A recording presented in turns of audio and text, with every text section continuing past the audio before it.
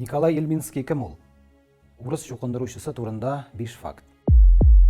Урыслаштыру һәм христианлаштыру өлкәсендәге иң зур мәкерлеге татарлар белән аларның туган телендә аралашуы. Ул инородецлар өчен махсус мәктәпләр оештырган.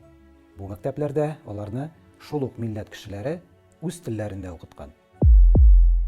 Татарларны яхшырак өйрәнү һәм аңлау өчен Ельминский күпмедер вакыт Казандагы Иске Татар бистәсендә яшәгән.